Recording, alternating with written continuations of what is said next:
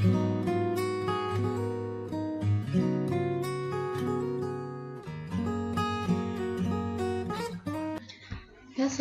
warahmatullahi wabarakatuh. Selamat pagi. Di pertemuan sebelumnya, kita sudah belajar mengenai dinamika planet bumi sebagai ruang kehidupan. Dan saya sudah mereview satu persatu cicit di pertemuan minggu lalu.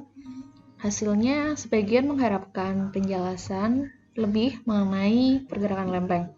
Jadi pada hari ini kita akan belajar lebih detail lagi mengenai bagaimana pergerakan lempeng.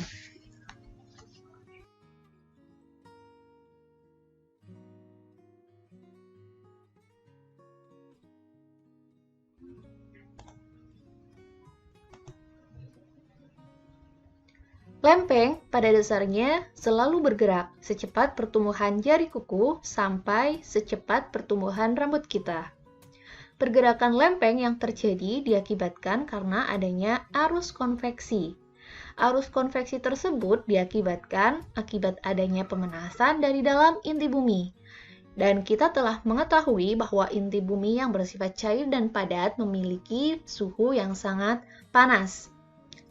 Terjadinya arus konveksi dapat diilustrasikan sama saat seperti kita merebus air, di mana energi panas dari bawah akan naik ke atas, sedangkan energi atas yang lebih dingin akan turun untuk menggantikannya sehingga membentuk siklus memutar. Siklus tersebut terjadi akibat sifat energi panas yang selalu mengisi ruang yang lebih dingin. Adanya arus konveksi inilah yang membuat lempeng-lempeng bumi yang terletak di atas lapisan cairan tipis yang disebut asthenosfer saling bergerak. Pergerakan lempeng yang terjadi dapat dibedakan menjadi 3. Pertama, divergen, yakni gerak lempeng yang saling menjauh sehingga terjadi spreading. Kedua adalah konvergen, gerak lempeng yang saling mendekat sehingga terjadi tumbukan atau kolisi. Sedangkan yang ketiga adalah sesar atau transform, gerak lempeng yang sejajar tetapi berlainan arah. Pertama, konvergen, yakni gerakan antar lempeng yang saling mendekat sehingga terjadi koalisi atau tumbukan. Jadi nggak cuma kalian aja ya yang bisa PDKT, baik itu lempeng samudra dengan lempeng samudra, lempeng benua dengan lempeng benua, ataupun lempeng samudra dengan lempeng benua, bisa aja saling PDKT sehingga terjadi tumbukan antar lempeng. Yang perlu diperhatikan dalam gerak konvergen di sini adalah adanya batas subduksi. Batas subduksi terjadi ketika salah satu lempeng mengalami penunjaman akibat lempeng tersebut memiliki massa jenis yang lebih berat dan usia batuan yang lebih tua. Di sini dicontohkan ketika lempeng samudra menunjam di bawah lempeng benua. Zona penunjaman inilah yang dikatakan sebagai zona subduksi.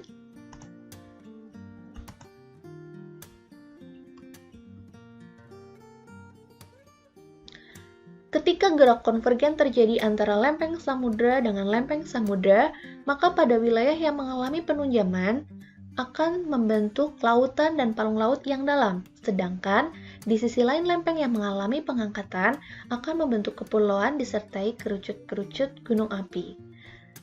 Semakin dalam proses penunjaman yang terjadi pada zona subduksi akan membuat lempeng semakin dekat dengan inti bumi sehingga terjadi proses melting yang menjadikan lempeng berubah menjadi cairan-cairan magma.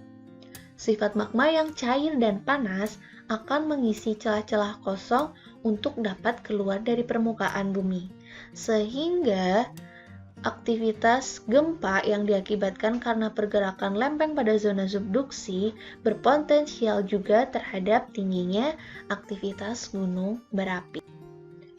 Indonesia merupakan wilayah subduksi akibat pertemuan 3 lempeng, yakni lempeng benua Eurasia, lempeng samudra Pasifik, dan lempeng samudra Indo-Australia atau Samudra Hindia. Nah, tentunya kalian udah mendengar informasi mengenai potensi tsunami setinggi 20 meter di wilayah pantai selatan, bukan? Hal ini dikarenakan di wilayah pantai selatan merupakan zona subduksi antara aktivitas lempeng Samudra Hindia yang menunjam ke bawah lempeng kerak Samudra Eurasia. Karena sekarang kita udah belajar geografi, jadi jangan kaget lagi ya dengan informasi tersebut.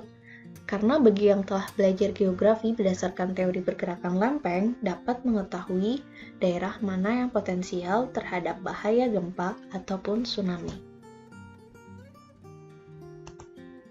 Jika di wilayah selatan zona subduksi diakibatkan karena aktivitas Indo-Australia, maka di wilayah timur Indonesia zona subduksi diakibatkan akibat aktivitas lempeng Samudra Pasifik.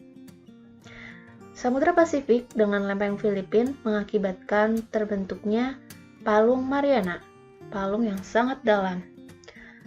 Kemudian, wilayah di sekitar Samudra Pasifik juga membentuk rangkaian kepulauan gunung api, atau yang lebih dikenal dengan Ring of Fire.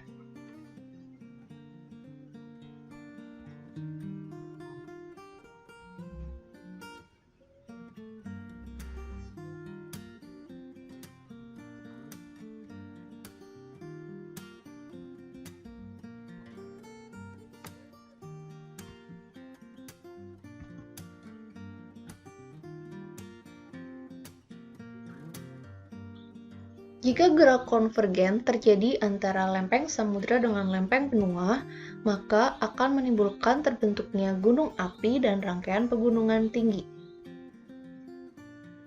Jika gerak konvergen terjadi antara lempeng benua dengan lempeng benua, maka akan membentuk rangkaian pegunungan yang sangat tinggi. Sebagai contohnya adalah terbentuknya pegunungan Himalaya akibat pergerakan aktivitas lempeng benua Hindia yang menunjam ke arah benua Asia. Maka terbentuklah pegunungan Himalaya yang sifatnya tidak vulkan. Sebab dominasi proses yang terjadi di sini adalah berupa kolisi atau penumbukan, sehingga lempeng lebih mengalami pengangkatan secara dominan daripada adanya aktivitas penunjaman. 2. Divergen, yakni gerak antar lempeng yang saling menjauh, sehingga menimbulkan adanya sisi-sisi lemah pada wilayah yang ditinggalkan antar kedua lempeng tersebut.